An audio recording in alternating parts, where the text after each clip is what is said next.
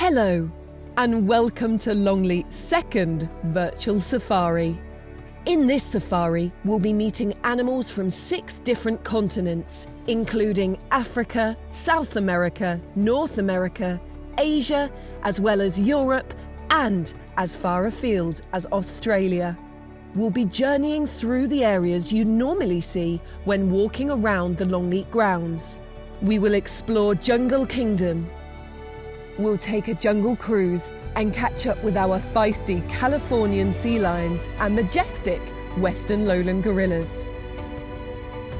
In the Monkey Temple, we'll meet our adorable red pandas and some nectar-swilling lorikeets. So, without any further ado, sit back, relax, and let's get Longleat's second virtual safari underway. No trip to the Jungle Kingdom would be complete without a close-up encounter with these instantly recognisable creatures, meerkats. And what better way to enjoy them than by taking a stroll in their walk-through enclosure, the first of its kind in the UK. These African mammals, part of the mongoose family, are a joy to watch as they go about their busy lives. Meerkats live in large social groups known as a mob, sometimes with up to 50 individuals. Here at Longleat, we have 2 groups.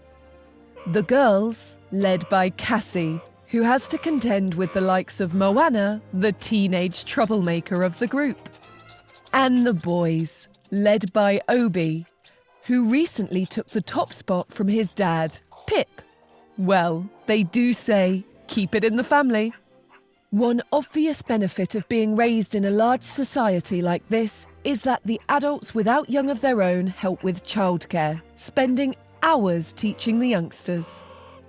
Lessons may include fending off deadly cobras or how to disarm the sting of a scorpion, one of the meerkats' favourite foods. By day, they hunt and forage on the sand, but at night they retire to their network of underground burrows. They are adept diggers, clearly equipped for the task in hand with those sharp claws. Furthermore, they have a special membrane to protect their eyes and can even close their ears to keep the dirt out while digging. Pretty impressive. In the wild, their burrows consist of a vast interconnected system of tunnels which can total some 100 metres in length if laid end to end. And with more than 20 entrances, you have to agree, it's a seriously impressive piece of engineering. Now, can you see those dark patches around their eyes? Yes? Well, it may interest you to know that they act like a pair of sunglasses, cutting down on the sun's glare, allowing them to look out for predators. And looking out for predators is one of their trademark signs. Famed for that upright posture, one meerkat, known as the sentry, is always on guard, eyes alert and always scanning their environment, including the skies, as they are susceptible to an aerial attack from a bird of prey in the wild. And once a sentry raises the alarm, all of the meerkats race back to the burrow for safety. Now that's teamwork. It's time now to meet the meerkat's next-door neighbour. Say hello to the world's largest burrowing animal, the aardvark.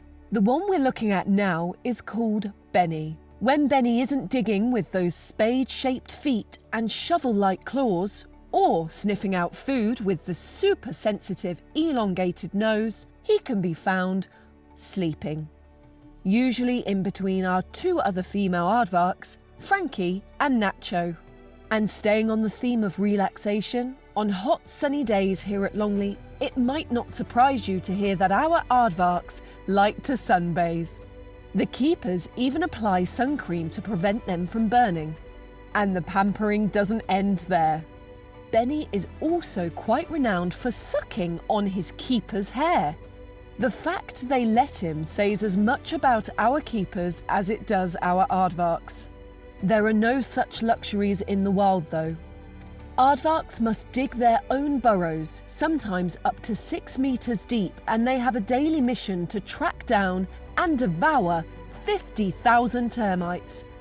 Something that's getting harder and harder out in the wilds of Africa where they live. Aardvarks are generally nocturnal, meaning they're mostly active at night. But some have been seen foraging in daylight, a sure sign that food is scarce. This behaviour is undoubtedly down to the changes in the world's climate. Higher temperatures have led to droughts, and that has a knock-on effect with the termite population. Compelling evidence to suggest that now, more than ever, we need to do everything we can to help safeguard the future of the animals with which we share this planet. When it comes to natural curiosities, our next animal is usually top of the list. Meet Adana, our Binturong. With a cat-like face and a bear-like body, they are also known as bearcats, despite being related to neither.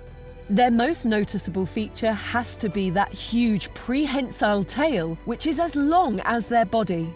They use it like an extra hand when moving from branch to branch in the treetops where they spend most of their time. The other really interesting fact about binturongs is that they can turn their ankles 180 degrees, so their claws can still grip when climbing down trees head first. You have to admit, that is quite impressive. Now, if this was smell-o-vision, you would probably be getting a familiar aroma right about now. Well, that's because binturongs have a scent gland that smells just like buttered popcorn. They use that scent to mark their territory, and whilst it smells delightful to us, it's a sure sign to predators and other binturongs that they're trespassing. You know, it is amazing how different animals play their own important part in supporting the ecosystem, and the binturong is no different. Whilst moving around the forest and feeding, they promote new plant growth by depositing the seeds they have consumed everywhere they go. What fantastic eco-warriors!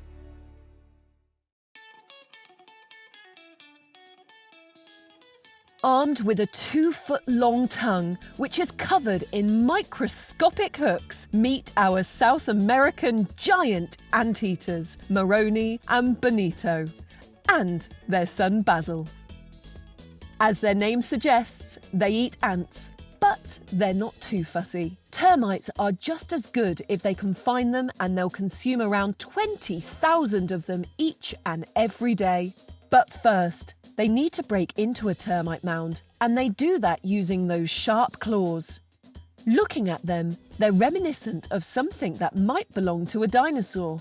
Those, together with powerful forelegs, mean that most structures don't stand a chance. Given their meal can bite back, anteaters have thick skin and dense fur which offers the perfect resistance. And what better way to relax after a hearty meal than by taking a leaf out of Moroni's book here. This anteater loves to sunbathe, and when she gets too hot, also enjoys being showered down with a hose. Who can blame her? The last animals to meet on the first leg of our virtual safari here in Jungle Kingdom are Africa's largest rodents, Sprout and Pepper, our pair of Cape-crested porcupines. Sprout is the older of the two at 21 years old, and he loves sweet potato. Pepper is around 2, likes her own space, and can be a little bit grumpy. But one thing they've both got in common: they are most definitely armed and dangerous.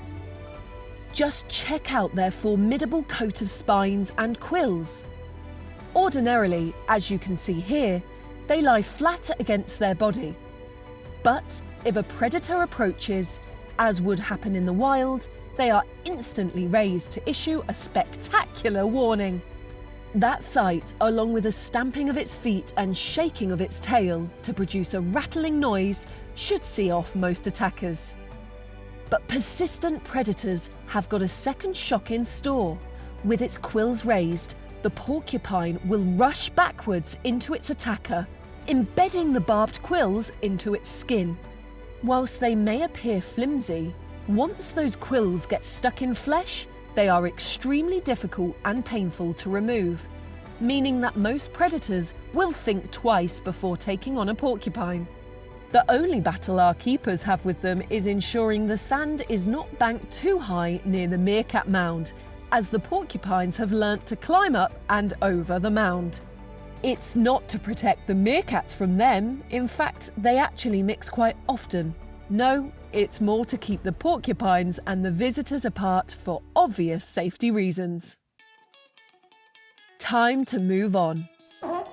There's no mistaking that vocal barking.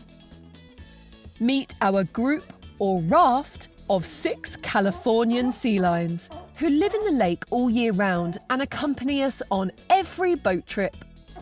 The most vocal of them all is actually one of the youngest, a female called Belle. But the oldest, and definitely the largest of them all, is this guy, Buster. What a brute! He's in charge of things round here and has fathered over 25 pups in his time. What they all have in common is an unrivaled ability at catching fish. Sea lions are perfectly adapted for a life in the water, reaching speeds of up to 20 miles per hour and can turn on a sixpence manoeuvring through the water with ease in pursuit of their fish supper. Of course, following our boats, they have life a little easier than they would in the wild as we allow our visitors to feed them. That said, the sea lions have their work cut out. Just by chasing our boats, they can clock up to 30 to 40 miles of swimming per day.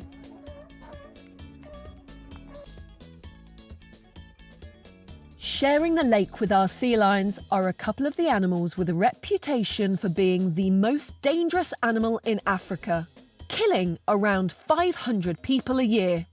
You're probably thinking crocodiles, but no. Allow me to introduce you to Spot and Sonia, our 2 magnificent female hippos. So, what can I tell you about them? Spot and Sonia arrived at Longleat in 1976, making them the oldest residents here in the park. Hippos are vegetarians, eating around 30 kilos of grass a day, and they can spend a lot of time in the water. It might surprise you to learn that hippos cannot swim. They're just too heavy. Instead, they hold their breath and sink, then just walk or run along the bottom of the lake, picking off vegetation along the way. Back home in Africa where they live, hippos are regarded as the architects of the Okavango Delta, clearing pathways through weeds as they search for fresh grazing. Another fascinating fact is that hippos can't sweat. However, they do produce their own type of sunscreen in a form of thick, oily, reddish fluid. And if the summer heat gets too much, a quick dip in the lake is sure to cool them down. In contrast, during the winter, they'll spend most of their time in the mud wallow, keeping warm. Hippos vocalise underwater, just like whales, and are in fact believed to be their closest living relatives. So, next time you're visiting Longleat, and if you are really lucky, you may even hear them. If the sea lions aren't filling the air with those noisy barks, that is. Time now to meet Longleat's parkour fanatics, the energetic, acrobatic marvels themselves, our black and white colobus monkeys. Residing on the island in the middle of the lake, these primates epitomise fun. Leaping around their outdoor assault course just as they would through the canopies of the rainforest where they come from. This ability is down to the fact that their back legs are much longer than their arms, helping them to spring into action and jump as much as 6 meters in just one leap. Even the fact that they are the only species of monkey to have no thumbs doesn't seem to hamper them one little bit. We are rather proud of this group, as they are part of a wider European breeding programme, ensuring Longleat is doing its bit to help safeguard these incredible animals. No trip on the lake would be complete without what is arguably the star attraction. Our 5-strong bachelor group of Western lowland gorillas. Like the monkeys we met earlier, they too are part of the European breeding programme. The dominant male, also known as the silverback on account of the greyish fur on his back, is this one, Keisho. Keisho was relocated here from London Zoo to live with his brothers, Avindi and Alf. All 3 were born at Dublin Zoo, so it's lovely to think they've been reunited. Yuba is one of the most vocal gorillas. He came to us from Madrid Zoo. And finally, Savadi is the youngest and quietest male. He is here from Germany.